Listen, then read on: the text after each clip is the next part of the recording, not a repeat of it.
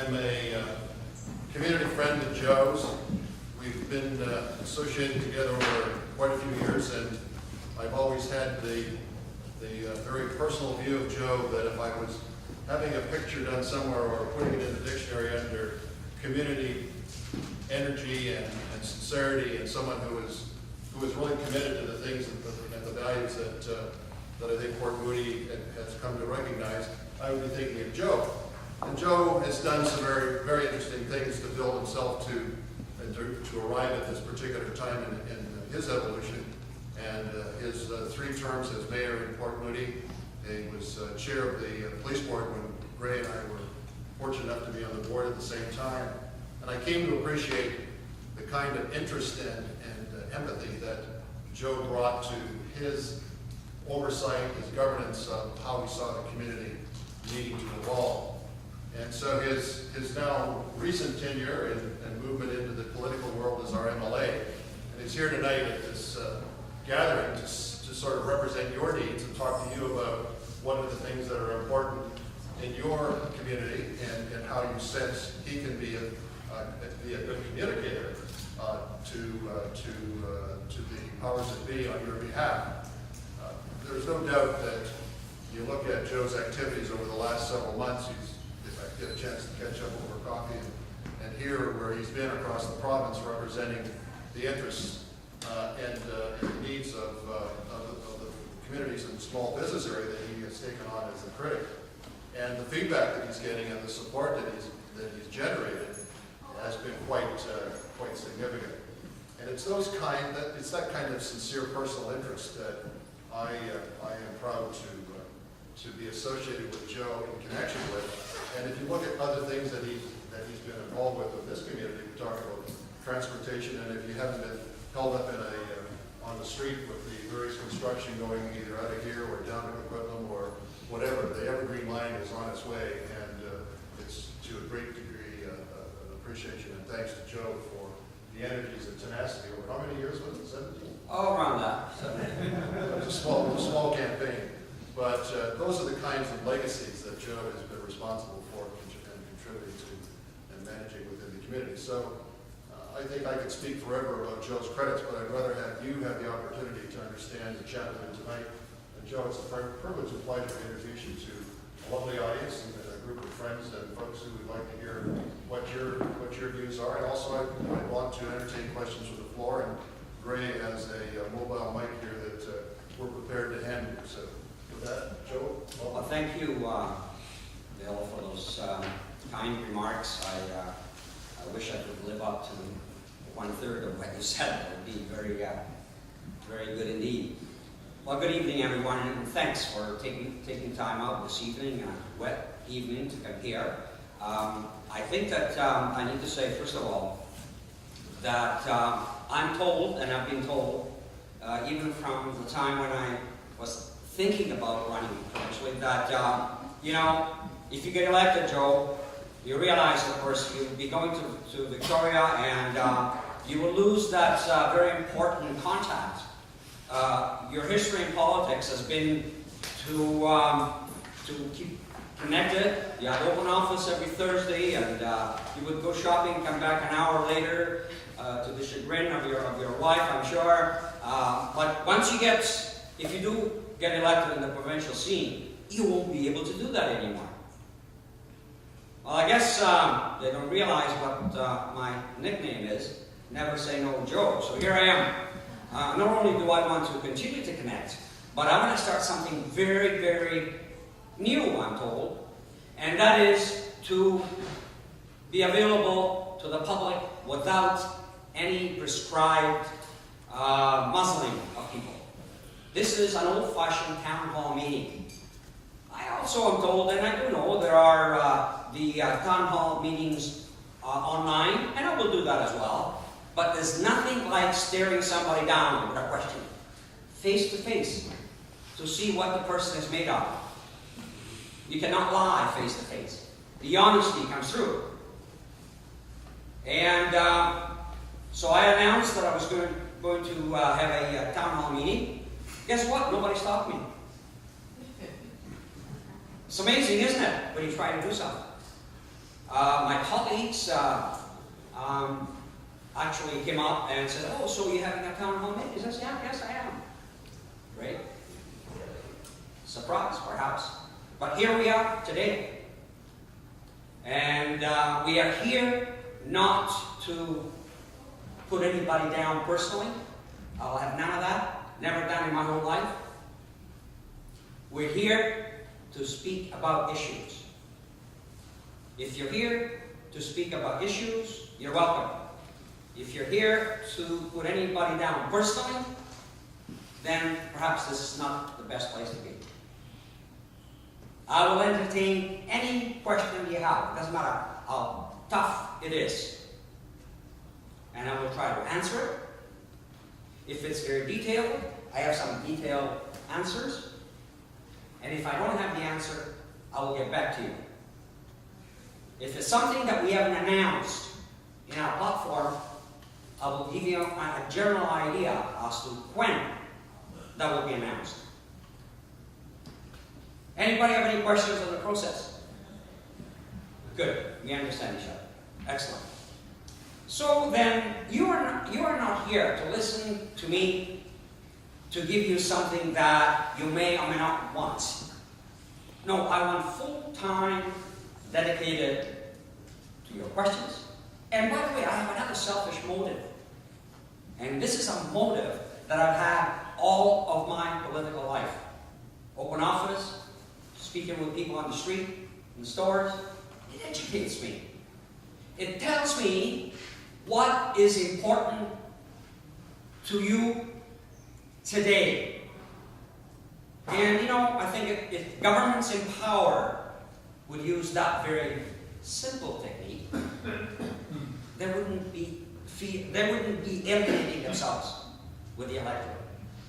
But we wouldn't give them that secret, will we? We'll keep it here in the Portland Equipment writing. So, here we go. Questions? Anything is game, as long as it's not personal. We have questions? You need the mic, or are you? I'm fine. Are you eloquent enough where you are?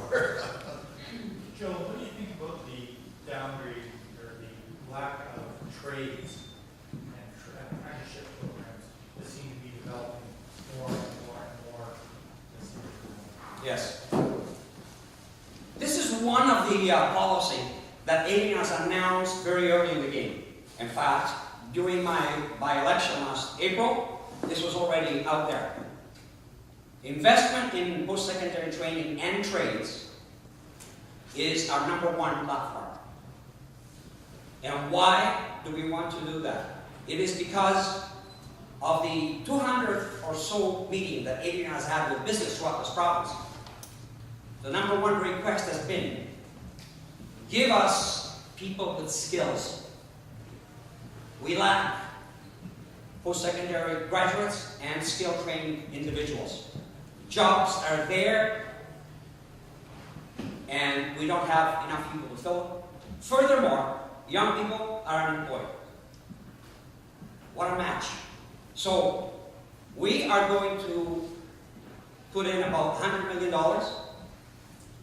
which is going to come, this was announced, is going to come from a reinstatement of a tax on financial institutions in some way, not being determined yet, to gain the $100 million, to be put, every penny will be put into post-secondary education and skill training. Now, and I can go on, does that give you the answer in a basic way, or do you want more specifics as to why, for example, our success rate in British Columbia over the past quite a few years is only 35%. So there's adjustments that have to be made. I heard, in fact, that what we are doing in the trades and in the technology area, we're using equipment that is vintage 1970. So people get trained and they go to the jobs and they don't know what equipment, they don't know how the equipment works.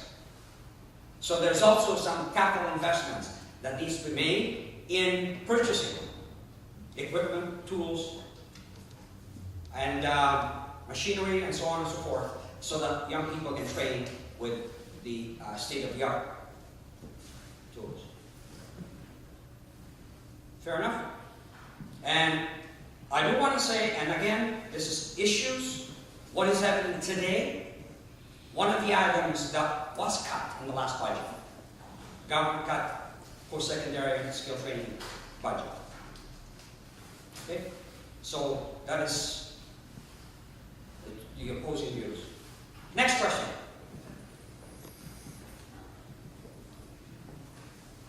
Don't be scared. Fred's not. I'm scared. Fred, go ahead. Fred, please. My question is regarding small business. Yes. Right now, we do have large business, because building of business, and then we have small business, which again, small business, when you talk about small business, anything up to 50 million is a small business. That's just, it's up to 500, Employees, 500,000 profit per year, half a million. $500,000. Yeah, taxable profit. They call it small business. Yeah. But there's nothing like owner-operators. Oh, no, yes. those Yeah, are- like a guy like me, I make money, but there's so many restaurants. How do you make money? You give it all away. I'm sorry. You give it all away. No, but I'm trying to, there are owner-operators. Yes. They work 16 hours a Yes. day sometimes. And they make less money, in my case, than the waitresses or my cook. And there's no union, there's no pension, and they're so busy, they don't have even time to ask their MP or MLA or even then enter the politics. And they are the ones who create more jobs. And they are the ones who have direct contact with young people. For example, again, in my case, there are 30 students working for me. If I'm happy, if I'm good in politics, so I involve them. So that's the way to bring the young people in. So, and then you go to financial institution, $10,000 on loan for, no, they don't want to talk to you. Because, it says it costs me more to talk to you than process that loan. So there's no help. The government doesn't, there's no policy there. But now if you want to go for a financial institution for 50, 100 million, 10 people will talk to you. I have done that myself, they were saying me. Yes. So, for those groups, I think there should be some policy, and you can see this will be really, you get involved in and Understood. Okay, Very, very important area. Take a look at in our writing here. There are thousands of home-based businesses, as low as maybe self-employed, no employees, up to 30, 40, 50 employees. There's a lot of business people that struggle. You pointed out the inability to qualify for a loan.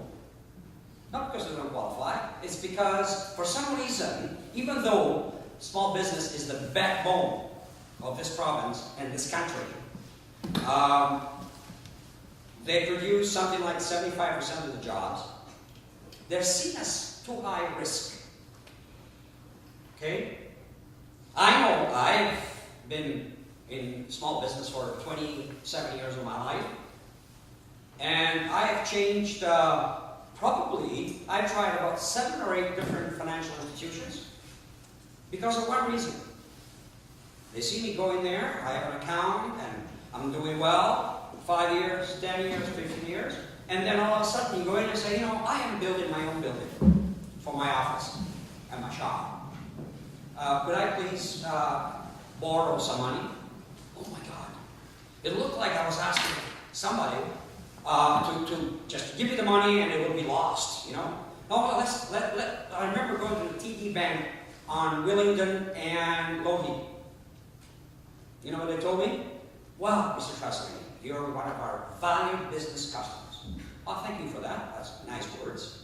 He says, but we have to send your request to Toronto. I said, well, you go ahead and goodbye. I walked out. And I've done that many, many times. But I survived. But like you say, working 16 hours a day or more, weekends. So, what is that we can do? of my credit portfolio is credit for business investments. I asked for that. The reason I did is because I think I have something to contribute with my experience. Past 6 months, I have been traveling the province, all over. I have one more trip left in the Prince George Rupert area, Terrace, and I've met with housing applicants, societies that are looking after, the backbone of this province, looking after housing needs and social needs, with Chamber of Commerce, with builders, developers, and with business groups. There's one program, it's a federal program, not known to many. It's called Futures BC. I don't know if you know that. There are about 9 offices throughout this province, and I've met with 3 of them so far.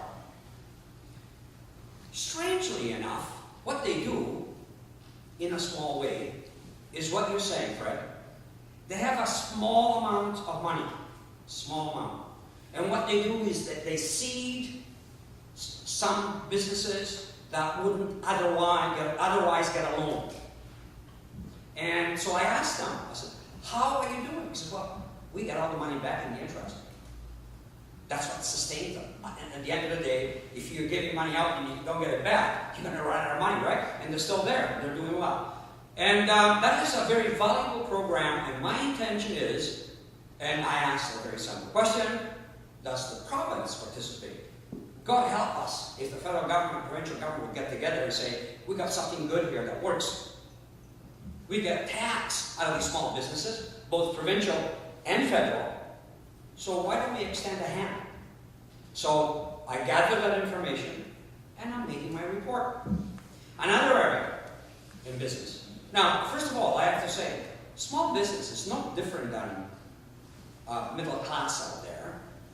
They pay ICBC for their vehicles. They pay hydro.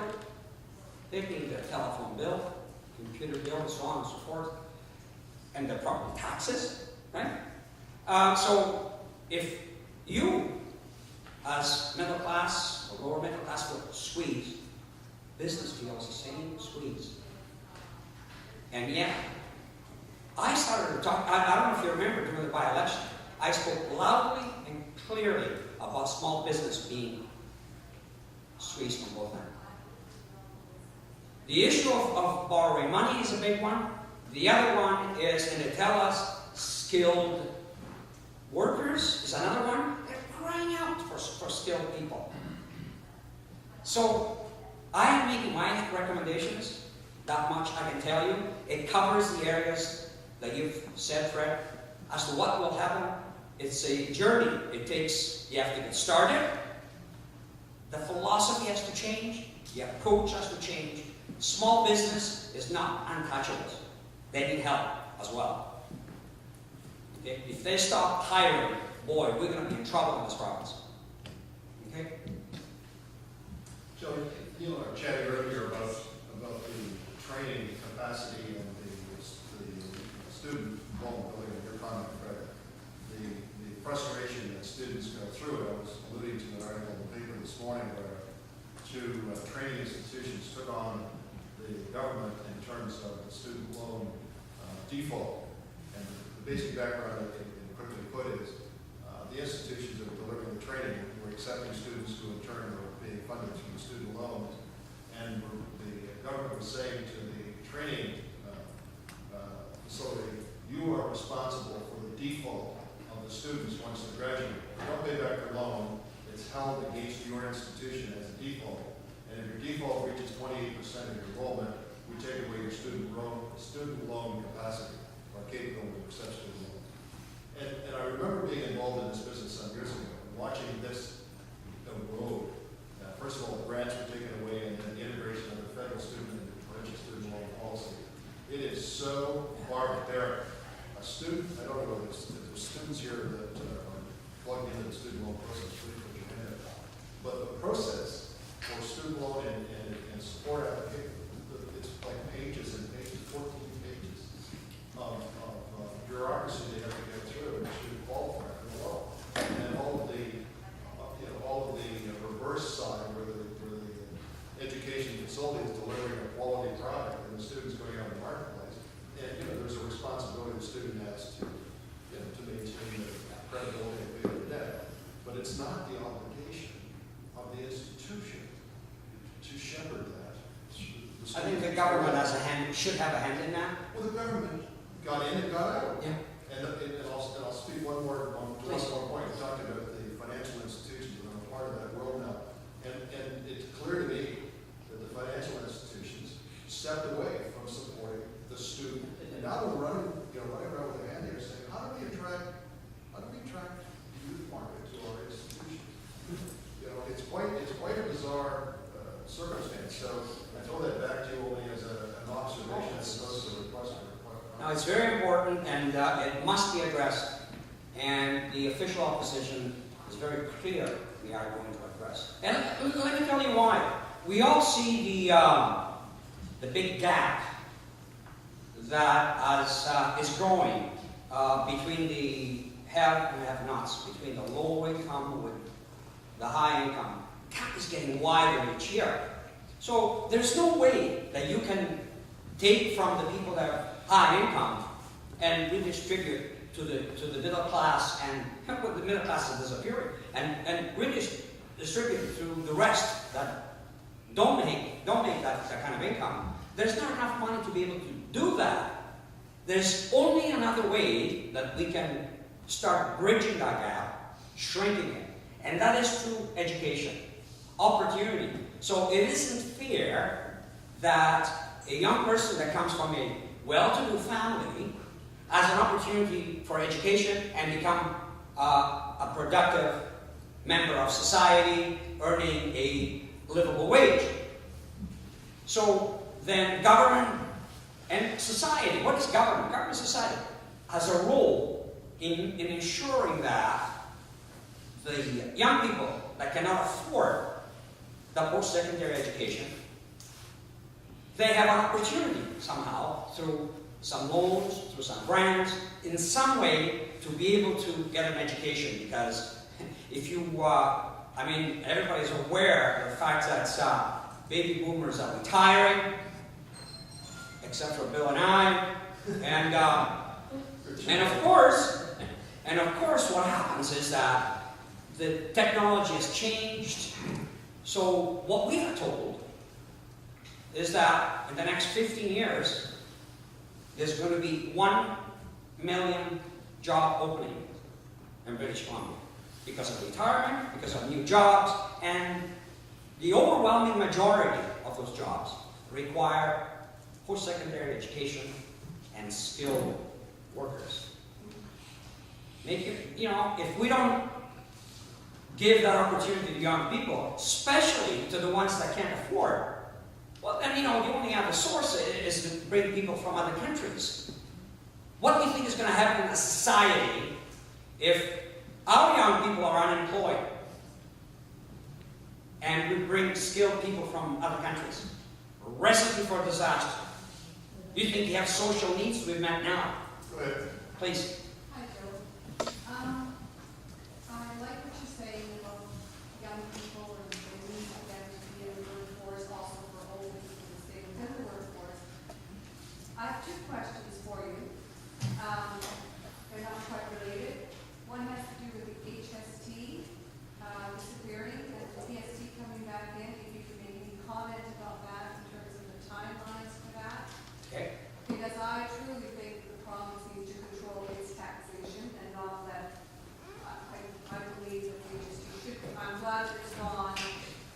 Anyway, my question has to do with, can you comment on the end of the HST, bring back the PST? The second question I have has to do with young people and the fact that so often they are victims of credit. Thinking of what, sir? Victims of credit applications, credit. I'm just Yes. appalled that a 19-year-old can walk into a big box store, be handed an application for $1,500 of credit, turn around and get cash for that credit, and then be on the hook for $1,500 and not a penny, and this would be a 19-year-old who has no income. So in other words, it was so easy to get that credit. I want to know if the provincial government can do anything in terms of the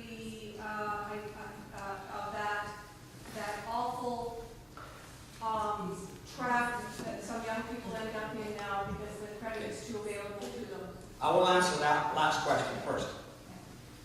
And I was having a nice discussion with my stepdaughter the other night, Alina. And I said to her, so you're in grade 11, the program. What can you tell me about borrowing money or financial things? Not a thing. So when I informed her that, when you buy a house, buy a car, whatever you go, nobody can pay the whole amount. She was surprised at that. So how do you do it? So you go to the bank or credit union or a financial institution and you borrow the money. Perhaps you go down 10%, 20%. My goodness, if you're really lucky, more than that. But the rest you gotta borrow. And then you pay interest. She was shocked. Well, I said, you're surprised. I tell you who's more shocked than you, I am. That you don't know. You're in the best program that, that can be afforded, and you're in grade 11 and you don't know what's going on. So the first answer I give you, we have to start with education. I mean, I'm sure they teach really useful things in school. But can you tell me what is more useful than learning about money, finances, borrowing, the cost of borrowing, and the fact that when you borrow, you got to pay it back? That young person went to apply for a credit. My goodness, I can just see the smile. I got $1,600. I didn't even have to work for it. Right? So we have to start there, education. What can government do? Watch out what you ask the government to do. Boy, when they get their hands in there, they'll control you, whatever. So I would not be in favor of stepping and say, oh, you have to do this before you can borrow. The other question about the HSD, April the 1st, we were supposed that the change was supposed to be introduced in the ledge last fall, but as you know, we haven't had a session, so it's going to be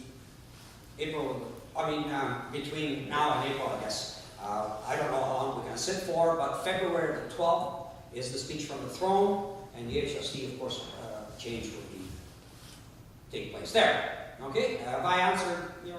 Yeah. Next question. Yes, please. Okay, you talked about education being very important, and many years ago I did from Manitoba, and I did work in an alternate program there with kids in an alternate junior high program. I used to think education was the answer to our people getting ahead. But personally, I kind of found, when kids don't have homes to go home to, food, housing, and a lot of kids having single parents and that struggle, poverty, basically. So, I worked in that field for maybe 3 years in this alternate program, and it was run not in some nuns had rented a church, or a church was donated, programs were offered there. So basically, people really need, the whole issue is very complex. Yeah, And so... support, to get people out of kind of poverty programs, if there's addiction issues, it's, when people are ready to make a change or to offer something, there's got to be something there, because there's a good percentage of the population will never get through high school, never get the chance to go to community college or university. But also then on that side, when they are available, ready to go, we should have the programs here. My daughter was a top student at Moody, or semi-top, and she had to go to Kelowna to get into nursing because she couldn't get in here.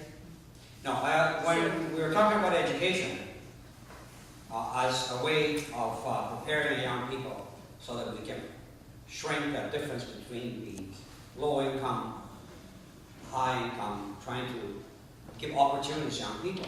Of course, one has to presuppose and think that, in fact, housing, social support, family life, parenting, and so on and so forth are very much the fabric that society relies on to be able to give this young person even an opportunity.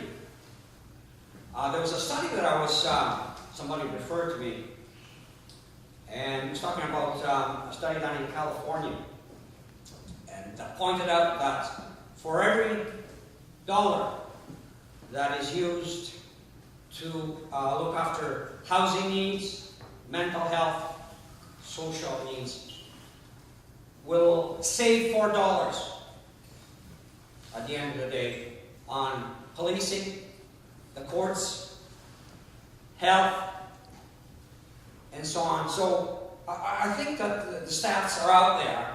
It's just that what governments do, unfortunately, and we have to change that, is they address emergency issues.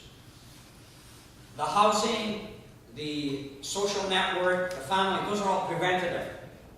They're prerequisites in order to raise, a young person that can in fact learn through the educational system and become a productive member of society, contributing taxes and so on and so forth. It is a complex issue, and we could spend a lot of hours on each one of those. And thank you. Thank you for bringing that up. Joe, over the last couple of years, I've worked with a lot of municipalities in the region, and everybody is in the business of writing grant applications, one after the other. I work in this community with a lot of charities and societies. Everybody's writing grants and writing these grant applications. And I would say the batting average is probably 1 out of 10. So 9 times out of 10, you're wasting your taxpayers' money spending time writing these grant applications, or you're wasting the society that has very few resources, wasting those resources writing grant applications. And I'd like to hear your views and maybe your party's views on grants and application based on it. Yeah, I've lived it for 17 years between municipal and now as an MLA. Used to be that 20 years ago or so, municipalities, societies, whatever, were getting reliable funding sources. It's gone. It comes to a situation where how do you address, there are limited amounts of funds, so the only one way that governments can address these issues is making the right choice. Okay? Clearly, I don't agree with the choices that the provincial government is making. I would not make the choice to spend $45 million on partisan advertising. I would not choose to spend $10 million to bring in the Indian Film Festival. I would not probably spend, and I love sports. My God, I've dedicated my life to youth sports, and I've paid myself and so on, but I wouldn't have spent $553 million on a roof. BC Place Stadium, I would not have done that. There's times for that, but that wouldn't be my priority. I mean, I can go on. I would not spend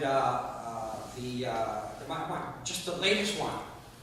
You heard the BC Housing spending $1,100 a square foot to renovate single-room occupancy hotels in Vancouver. $1,100 per square foot, when industry experts tell you it costs about $200 to $280 to build brand new units in the same place. Can you imagine what we could do in the Tri-City with that kind of money for housing? I was in the Kootenays at the time when that was announced. I was speaking with Salvation Army and Elizabeth Fry Society and other very respected community non-profit organizations that they say, my goodness, if we had $1 million here, $2 million there, leveraging our housing proposals, boy, would we solve some problems. So it's a question of choices, Gaetan. And I can't sit here and say, boy, if we get elected, we will restore all the funding for this and that and the other. It's taken 20 years to get where we are, chipping away of all the sustainable funding that we used to be available. They're not there anymore. And I think that we have to start looking at the best use of the shrinking dollar that we have. When you take $18 billion out of a $40 billion plus or minus for health, and then another, I don't know, $10 billion for education or whatever it is, there isn't that much discretion left to take care of all the other asks, right? All the other needs. So you can't blow money away the way it's been blown away. You know? Every dollar counts. And so hopefully, doesn't matter who wins the next election provincially, the message comes as very clear. We want priorities that make sense for people. The complacency has to stop from us. Why do we have almost half of the eligible voters in this province not voting? You know? And maybe it starts with showing some respect. I really admire Adrian Dix for sticking to his gun. He's saying respectful things. Yesterday he came to Coquitlam, and in his speech he named just about all of the elected officials. Doesn't matter which party, Liberal Party, NDP, whatever, he named them all. Even some candidates from the Liberal side. You know what he's saying, the message? The message is, we need to win back the respect from you, the electorate. So that is the only way you can have an inclusive decision-making process. If I stand up and I've been elected by, I think in a by-election of 54.3%, something like that, I can't go up there and boast, and I tell you why. Because not enough people turned out to vote. Can you imagine the mandate that I would have had to represent this riding if 75% of the people came out to vote and I received 54% of that? My goodness, it would have empowered me. So perhaps we have to, as politicians, we have to regain the respect of the voters. And then we might be able to address some of the issues. I'm sorry if I got sideways there. Yes, Elaine. I have a question about the environment and what the government may do in the future to support the environment. And in some countries and in some states, the environment has been given rights as though it were a person. Particularly in some Central and South American countries, it is now being recognized to have the rights as a person would have, which really helps for environmental protection. Is there some way that you or the future, you can advocate in the future for the rights of the environment? Thank you. Well, you've asked a general question, and I will try to answer in a general way.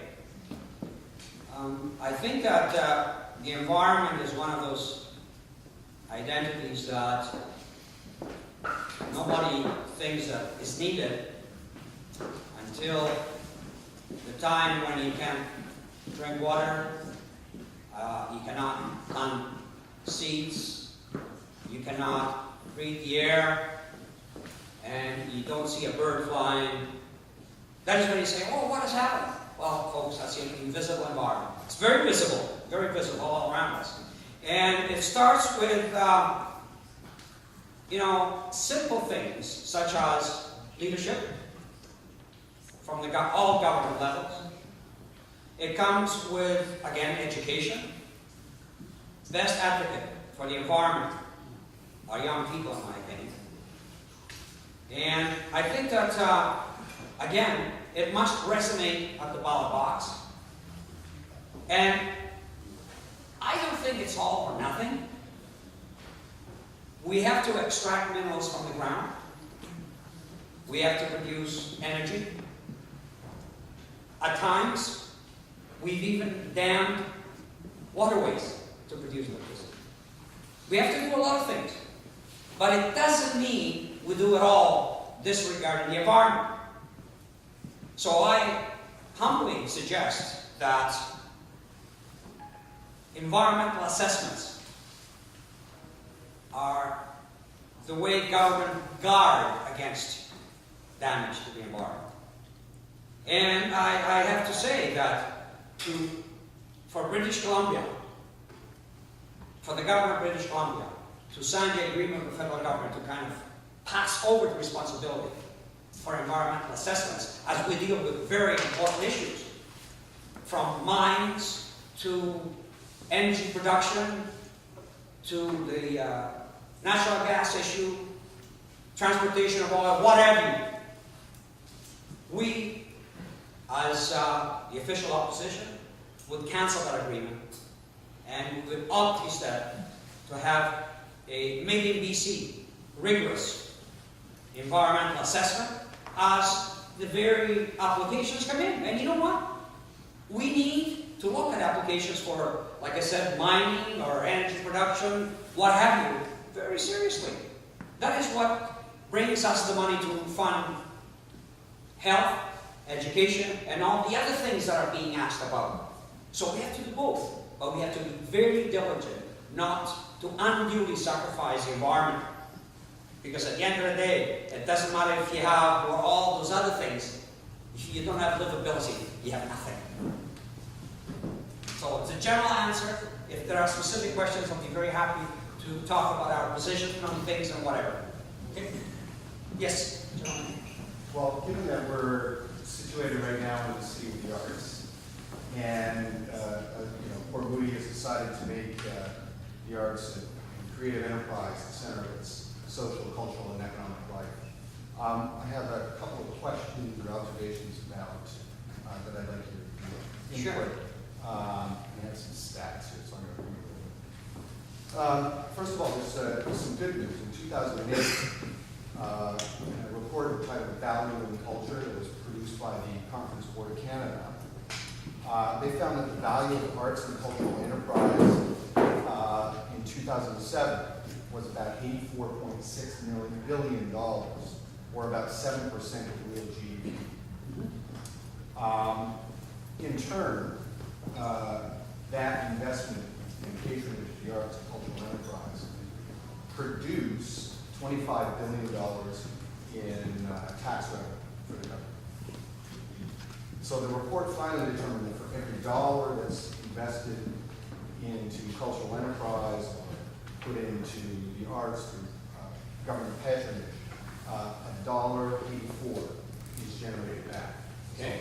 So it gets its money back plus more. Now, according to the provincial government, current provincial government's own research, every dollar similarly invested in BC produces about $1.38. But now the bad news, BC ranks absolutely last Lowest. in provincial per capita funding for the arts, at about Yes. $54 per person. Put that in context, Newfoundland and Labrador spends $156 per person. The national average is around $90 per person, so we're well below the national average in terms of provincial investment into the cultural industry Yes. and patronage of the arts. Total per capita investment from all three levels of government, so provincial, federal, and municipal government in British Columbia, is about $206. The national average is $301. So we're well below the national average in terms of the investment that we make Yes. into the arts and cultural enterprises. One of the things that we do enjoy in British Columbia is the second highest municipal per capita funding, which is about $100 per person. Now compare that with Port Moody, where it's about $15 per person. Now, given that Port Moody's kind of taken this position as City of the Arts, and you're representing Port Moody in the municipal legislature, or the provincial legislature, it seems to me that what I'd like to see is you take a really strong advocacy for arts and cultural enterprise. And I use those two things as different things.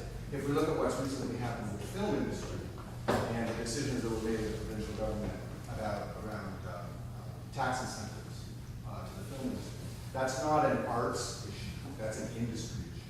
That's really the artistic filmmakers, the small filmmakers. It doesn't affect them at all, but it does affect the industry that employs a lot of people. They rent hotels and their families up here pay taxes. So I'm really interested to know what Fine. you specifically and the Thank you. NDP generally. Okay. On Do you live in Port Moody right now? I think yes. When did you come to Port Moody? I moved here in June of 2012. Okay. It started So in- you don't know then, who do you think came up with the slogan City of the Arts? How did that happen? That was in 2001. It was, 2002.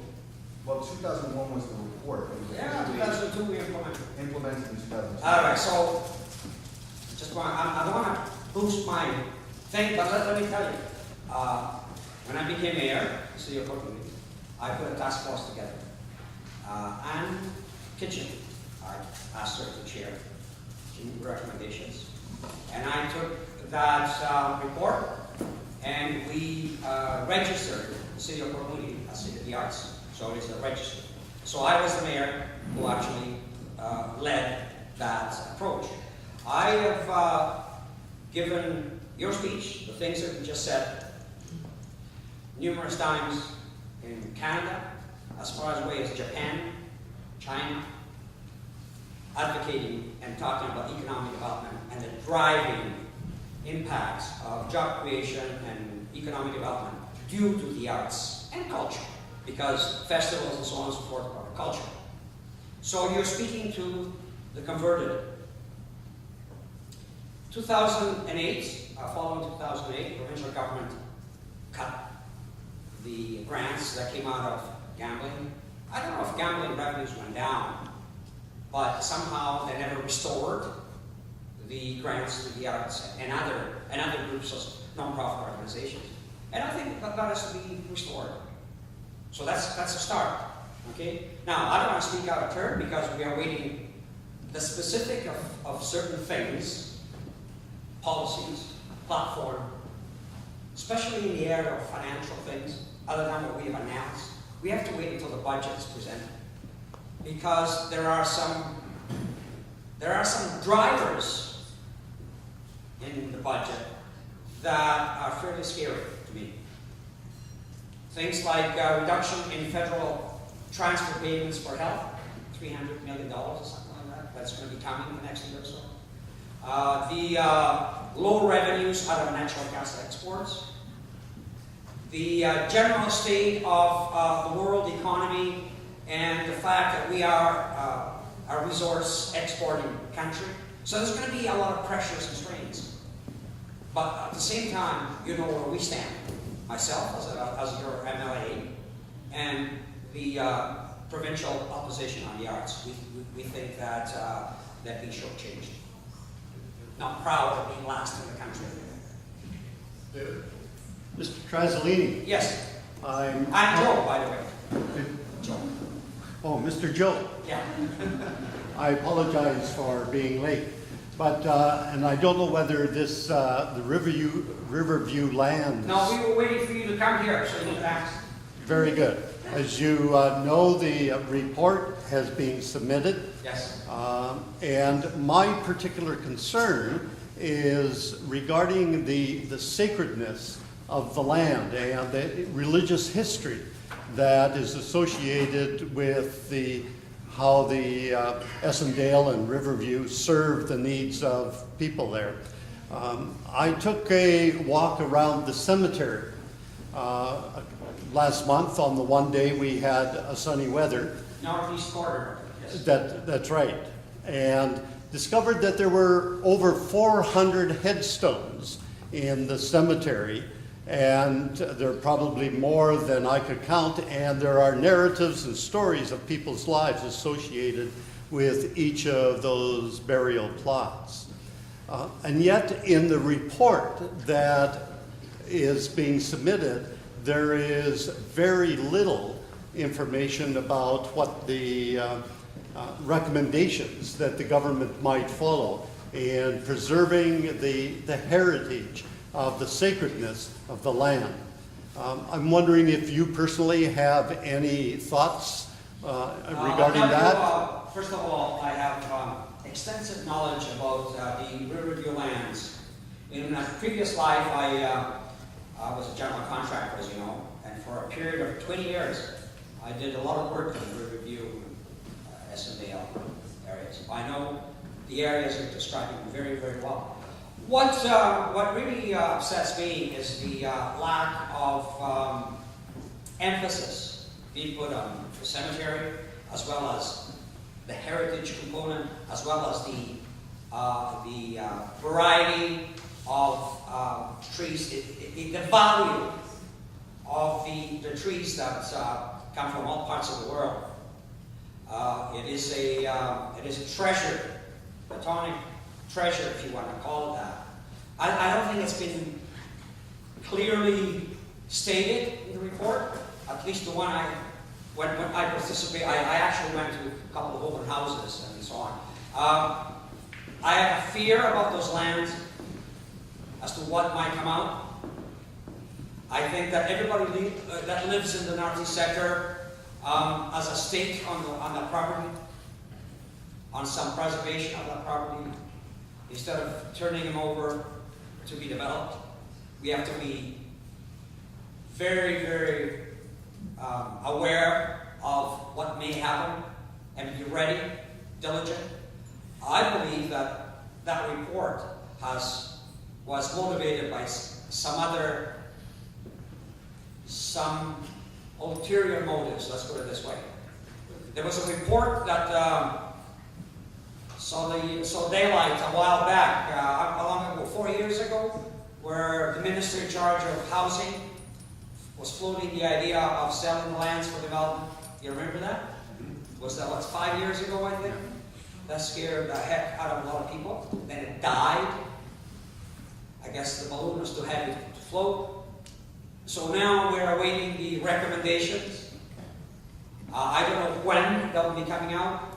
I haven't heard. The final report has come out. But the actual intention of government, No. that's what I'm waiting for. I knew the report was out. Yeah, and not only would I be concerned about the cemetery lands, but the sacred lands like the Finney Garden on the other side of Yes. the lands, and also the heritage of the chaplaincy.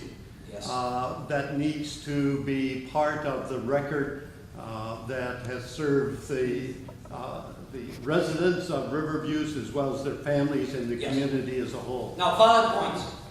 Valid Okay, points. I leave it with you, Thank and I you. look forward to I'm being keeping my eyes open. in further conversation. Thank you. Please. Hello. So we have been talking about a lot of education, issue of education, post-secondary education. So I have one of my kids in the public school, and we had a lot of talks in terms of the teachers' strike and Sorry, I'm having a hard time. Wonder if you could grab the mic. I want to make sure that I get all of your words. So my question to you in terms of education is, because I have one of my kids in the public school, and I'm really concerned in terms of the teacher strike. The talks with the government and the government. So, like say, if you're in the government today, what kind of things or what kind of strategies, policies, or systems in place so that the damage could be minimized? Well, I think that this is not talking on top of my head. My experience has taught me, if you sit down with respect with people, be it business, union leaders, managers, whatever, if you sit down with respect, I believe you can solve any problem. As soon as you start adopting the position, or if you're trying to instigate discord and criticize and whatever, that's when things go sideways. So everybody talks about the toxic relationship between the BC Teachers Union and governments. Okay, it's there, it's a reality. It has been allowed to get as bad as it is today. I remember being the mayor of the city of Port Moody for 12 years. We had a city that had the most peaceful, I would say, climate between labor and management. And from the outside, it looked like, oh, that's great, you know, and things are going well. And by the way, taxes, we were the 9 years in a row, we were the best city in the province for keeping taxes down. So we didn't give money away. No. Good city manager, right? Good city manager. And you know, I remember sitting in my office with city manager Dave Fanroy, Maria Wall, representing the union, and saying, you know, how do we solve this problem? You know, guess what? We have 12 years of peaceful relationship. Kept taxes down, service second to none. So what is the ingredient? The ingredient, I really believe, is listening to what the other individual is saying, listen to the problem they have, and God knows, you know, together, 2 heads, 3 heads, we might resolve it so that everybody leaves there proud. We don't have that in that dispute. So the official opposition says, you know, it's strange. That I'm talking about the way I experience it, the way we've experienced it. This is exactly what the official opposition is saying. This is exactly what our leader, Adrian Dix, is saying. Sit down with respect. There isn't money out there. But you know, money is not everything. We do understand that class size and composition is something that the courts of the land have mandated that needs to be addressed. Okay? But beyond that, there is a proper bargaining process with respect. And we all know the underlining big letters in the room is, folks, we don't have money. Right? But there are other ways to resolve problems. Honesty, laying out the land, that's how we resolve problems. I don't know if that answers the question, but it's the best that I can do right now. Next question. Yes? Joe, I don't know if anybody's approached the subject of transit, but today there was a release of transit funding and what they proposed with respect to the sales tax and that Yes. 10%. It's a broken model that we currently have. What are you, being in the transportation inner circle that you were, do you have any views on how we should fund this broken system such that it works? Excellent question. Not only do we have a view, actually, that is one of the party policy that has been announced. Okay? There's 2 components. One is the governance. As you know, provincial government changed the governance of Translate because Minister of the Day didn't feel that the democratic process that we had, I wasn't on board to, was not working. Like we were taking too much time to make decisions, or we made decisions that they didn't like. So they changed. They appointed the so-called professional board members that Translate. That's what we have today. They have completely eliminated the very important planning process information from Metro Vancouver. Can you imagine Metro Vancouver and municipalities? They plan where growth is going to happen, and then you have another body that has been mandated by the provincial government, which makes decisions on bus routes, rapid transit, and other things, and there's no connection. Is that good? That's an improvement, according to some people. Disastrous, a failure. So number 1, we would change the governance. Review the governance and change it so that it works. Number 2, sustainable funding. That is a broken record. When I was elected, I was asked, oh, why don't you, it'd be really great. I'm not going to say who asked me. Why don't you be the critic for transportation? I said, my God, man, you leave me alone. 17 years of it. Problem is very simple. TransLink was created, given a lot of responsibilities, with no sustainable funding. God knows you can criticize them, waste here, there, whatever, but you know what? They're doing a lot, and they've been crying about sustainable funding. So this is what Adrian said. We have a policy. We take the carbon tax that is being refunded to big business, it's about 2%. We take that carbon tax and we dedicate it to transportation in Metro Vancouver, or, reduction of greenhouse gas emissions. Can you imagine carbon tax going back to reduce greenhouse gas emissions? Good thought, doesn't it? Not a penny today goes, whatever is done now is supposed to be revenue neutral. Not a penny of carbon tax is reinvested to reduce greenhouse gas emissions. Right? Connections. I'd like to see a connection. If I'm being told I'm being charged a carbon tax, I'd like to see where it goes. Puzzle to me where it goes. So here it is. We would take that 2% carbon tax and we would fund in Metro Vancouver, it would go to transit. Other places in the province, it would go to transit, or in those municipalities, those areas where there is no need for that, it would go into projects, municipal projects, that would go towards reducing greenhouse gas emissions. And that's a policy. Now, today, you're right, there was a new idea floated. I think the mayors are running out of ideas. Can you imagine they're proposing? I mean, I feel sorry for them, I honestly do. They're proposing, they're running out of ideas. One time, they were talking about charging or having something come out of cell phones. Great idea, if it worked. Cell phones? How do you connect cell phones with transportation? It doesn't make sense to me. So, they said, we have an incremental sales tax. I'm ashamed to say it. Sales tax to Metro Vancouver to fund transportation. It could, could be as high as 0.5%, but that's not very much. Let's do it. How does that fly? Can you tell me? You like that idea?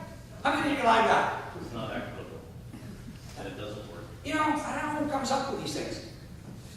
There are other, I go back to the toll on everything, road toll, the same old stuff, And I said, I left them a year or so ago, and we're still doing the same thing. And I feel sorry for them, because they have nothing else. There's nothing else they can do. They need the money. Well, my view is that government hasn't taken charge and actually given anybody, or made a choice as to what funding can be available. Well, So that we're trying to all work right. a local model. So just The present government has had 12 years, because this has been going on for 12 years and more, but 12 years to come up with some sustainable funding. Sure, analyze how they're spending money, do audits of transit, do all of that, because we need efficiency. I'm all for that. But at the end of the day, they have no way, no sustainable funding to go forward. So you do one of two things. One is say, stop growth, right? We don't want to spend any more money on transportation. Let's not grow anymore. That's one choice. Number two, if you choose to grow, as we are, then you have to provide transportation. Or else you become a society inefficient, businesses become inefficient, services will not be able to be delivered, you name it, will happen. And we're there now, I think. And what they're saying, Trasolini is saying, Mayor Walton, great guy, North Vancouver Mayor, what he's saying is, look, if we don't get sustainable funding, we have to start cutting back. I could just hear the screams when, a bus line is, a route is removed or reduced service and so on and so forth, right? Very difficult. So at least the official opposition, Idiot Dicks, we have a solution. It's out there, it's been out there for over a year. Okay? And if we get elected, that's what we will do. Okay, I just want to add some information. Please stand up, Sophie. And why don't we go after that Sydney Median, which Trasolini has never collected from those people. Which one, sorry? Sydney Median, and the funds, and those people has never buy tickets. Oh. They issue all the tickets. Fair evaders. And we Fair never evaders. collect. And that's our government's, job to go after, collect money. That's going to happen now. There are fare gates going to be installed. Don't know why they weren't installed from day one. I think the data, the information that went to the translating directors was flawed. I think that it came that it would cost over $100 million to put the fare gates in, and they told us that we're only losing $5 million a year. Wrong information. It's much much more than that. So the fare gates are going in, it's a done thing, they're being installed right now. Next, yes? What do you think about elected officials for translating? Sorry, what? Elected officials. Oh, elected officials. Well, you know, I think that once you say that the government needs to be changed, then I actually think that there has to be a dialogue where all ideas are looked at. You know, I mean, I wouldn't discount the fact that you may want to elect somebody and hold them accountable for their decisions. Might be a good idea. Now, is that mayors, councils, or brand new elected directors? That is up for discussion. I mean, it seemed that prior to Minister Vulcan's changing the transit board, it really didn't work with the 27 mayors running it. It doesn't work. Now, we don't have 27 mayors. Now, we have 22. Yeah, okay. And it doesn't really work the way it is now. So I don't think we can go back to having the 22 mayors. We gotta go somewhere though, okay? You agree with me? Yes. We gotta go somewhere, and that somewhere then is part of dialogue, and I hope that you will stand up at one of the public consultation meetings and put your idea on the table. Well, I don't think you need public consultation, but There has to be public consultation. everybody's idea is put on the table. Yeah, okay, but So it seems to be whatever government is in power, it's up to them how Yeah. to make these decisions and do it. you gotta do it right. Well, whether Okay. it's right or wrong, do something, don't. I agree. We agree on that. We agree on that. Next question. That was the pause button. So Cliff. I've been reading in the paper about John Doyle, and Yes. I think he sounds to me to be a pretty honest, straightforward guy, and I'd like to hear your views of just what do you think about what's going to happen to an office of an advocate for truth and justice in the government? Will this have an adverse effect if he's got to go back to Australia? It's very unfortunate, actually, the way it happened, because you can't talk about whatever in camera with the committee. I was not there, but two things are clear. The government didn't want him back. We, as a caucus, have decided, even before that meeting, that we wanted him back. He has earned the respect of British Columbians. And you know what? When an Auditor General has the support of citizens of the province, how can he go wrong? Too tough. There's no such thing as too tough. We need to have expenses scrutinized. It goes to what I was telling you before. Spending, we don't have that much money that we can waste money. So if somebody's watching over us to make sure that we don't waste money, me, Adrian Dix, the NDP official opposition, we welcome that. It's a sad situation. He's gone now. He felt that being asked to come back after he was fired for 2 years instead of more, he had a better offer in Australia. So we lost. I lost Australia's game. I'm going to take a break for a second, and Chris Wilson, I understand you're going to be running or putting your head into the ring politically. Do you have any observations from Joe's comments tonight about your political moves in the future? And by the way, anybody else is a candidate here from any party, same opportunity.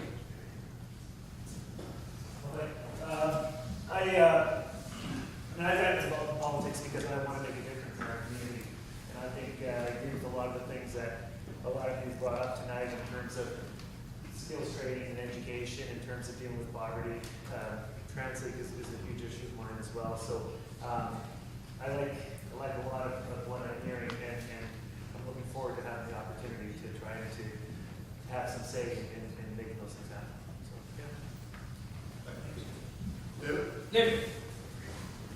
Before we take a break, if I may add another topic to the discussion. The second Monday of May has been set aside as Commonwealth Day. to recognize Canada's place in the Commonwealth. And I know that there is a Commonwealth luncheon being planned for, for Government House in Victoria on that Monday. And I'm not going to ask if you're planning to attend, but what I would like to do is, because the province is represented in the Commonwealth in and through the Lieutenant Governor, do you and or the NDP have a small paragraph in your policy state booklet about the place of British Columbia in the role of the Commonwealth and the Commonwealth of Nations? Well, I think that all of us that are elected officials have a fond thought about the fact that we are part of the Commonwealth. Now, as far as the protocol and all those things, I don't know what would happen on that day because we would be in the middle of an election, honestly. But I will take that thought with me, and I will inquire with protocol. There's an Office of Protocol in Victoria, and the Office of Protocol gives us all guidance on how to deal with these important issues. This is what holds us together. And so I will find out. At least in the umbrella of the international context. And yes. Just as a footnote, I will be attending that luncheon. Good. And I will make sure that another Lieutenant Governor of the colony of British Columbia will be recognized while I'm there for that luncheon. Tell us who that is. Colonel Richard Clement Moody will be there, who is a Lieutenant Governor of the colony of British Columbia. So in a sense, there will be two Lieutenant Governors at the same table there. Fantastic. And we'll keep in touch with you about that. Try to be helpful. Well, thank you all for the structured part, and not to take it or to bring it to a conclusion, I just get show a chance to take another breath and maybe have a coffee and a cookie and scrum with you on an individual basis. And I do want to say this. Thank you for taking the time. My hope is that you will be the ambassador, not for me, not for the official opposition and the party, but the ambassador for this type of process. Town hall meetings, meetings of all kinds, where in fact you educate us. So I hope you go out there and say, I've enjoyed it, it's important, and let's do more. Okay? Thank you.